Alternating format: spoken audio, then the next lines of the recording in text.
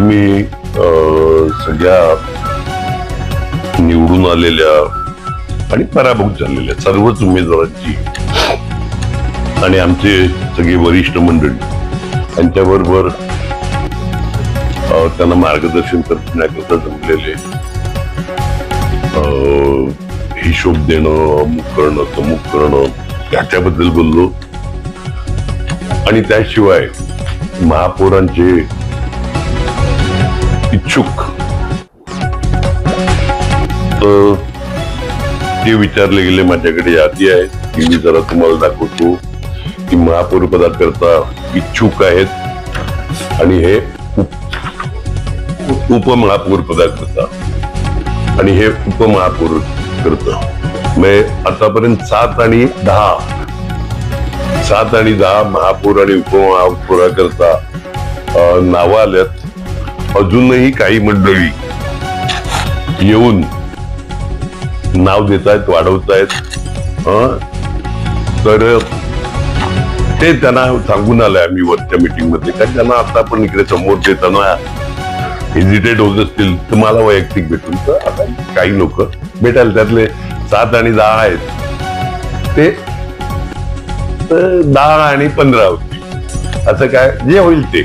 कारण का महापौर पदाकरता इच्छुक आहेत, त्यांनी उपमहापौर पदाचा पण ऑप्शन ठेवलाय. तर आम्ही ठीक आहे महापौर आणि दुसरा योग्य वाटला तर आम्हाला उपमहापौर पद द्या. तर ते आता आम्ही सगळे जे वरिष्ठ आहेत आमचे पदाधिकारी त्यांच्याबरोबर सगळ्यांबरोबर चर्चा करणार. हे सगळं आटोपलं झालं. आता थोड्या वेळाने आम्ही बसू आणि महापौर उपमहापौराचं नाव फायनल करू. उद्या सकाळपर्यंत त्यांचे फॉर्म, सकाळी ज्यावेळी फॉर्म भरायला चालू होईल त्यावेळी त्यांचे फॉर्म भरले. नाही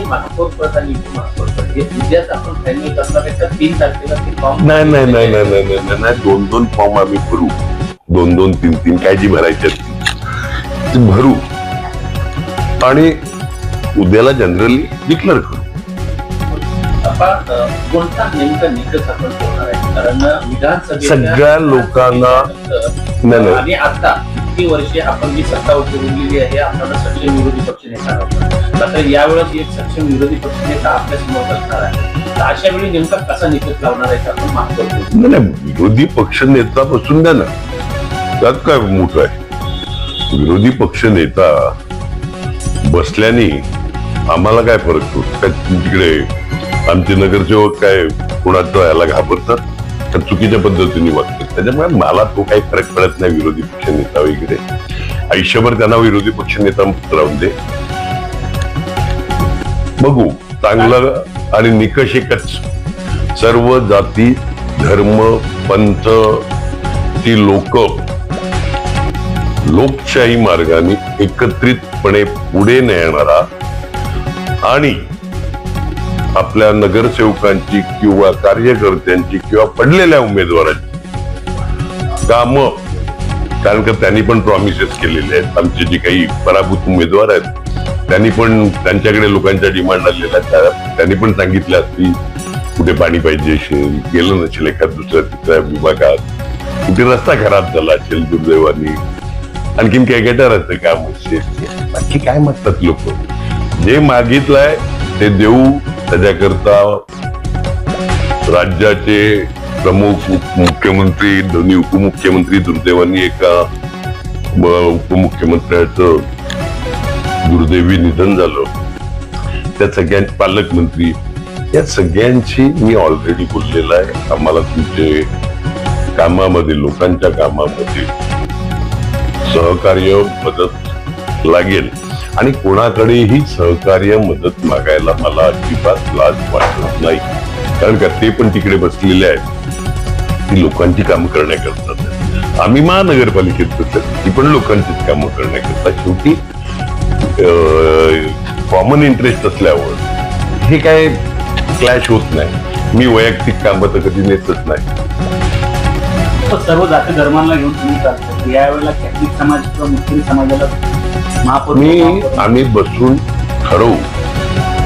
मी काय बोलतो, 5 वर्षाकरता निवडून आल्या महानगरपालिका आणि आजपर्यंत रेकॉर्ड असा आहे का महापौर उपमहापौर, अगोदर नगराध्यक्ष, उपनगराध्यक्ष, आपल्या वसई तालुक्यात सभापती तालुक्याचा अल्मेडा साहेब, गुमिंद्र माव, मेरी अँड्रांडी सारखी उपसभापती होते. हे दोघं सभापती होते. ब्राह्मण बबनशेठ नाईकांसारखा जिल्हा परिषदेचा एकमेव निवडून आलेला ब्राह्मण समाजातला बबनशेठ जिल्हा परिषदेचे अध्यक्ष झालेले. अय्यूब बलोच किंवा घनसार असे मुस्लिम नगराध्यक्ष झालेले. राव मॅडम साऊथ इंडियन, भरत गुप्ता नॉर्थ इंडियन, सोलंकी साहेब गुजराती, मायकल फुर्टॅटो कॅथलिक नगराध्यक्षाची लिस्ट देतोय मी तुम्हाला.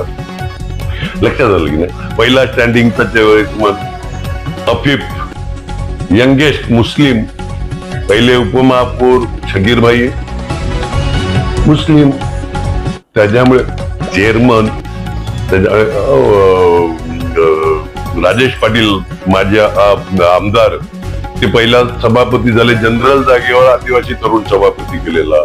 रुपेश जाधव एक बौद्ध समाजाचा तरुण ओपन जागेवर महापौर केलेला.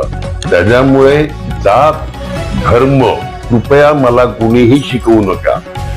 आणि सर्व धर्म समभाव आपला पक्ष मानतो तेवढा कोणताही इतर पक्ष मानत नाही. काही लोक सांगत इलिया हुआ था उनको.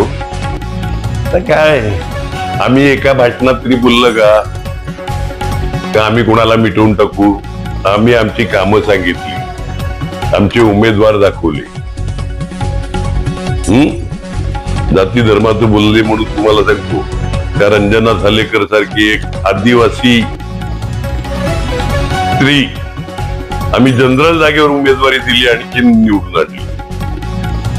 आणि थम्पिंग वोटनी निवडून आणली. म्हणजे थोडक्यात नाही तर बऱ्यापैकी मतांनी.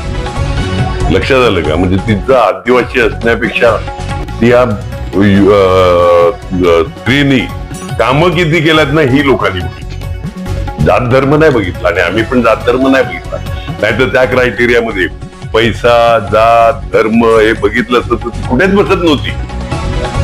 सामान्य घरातली ती स्त्री. त्यामुळे आम्ही हे सगळं बघतो.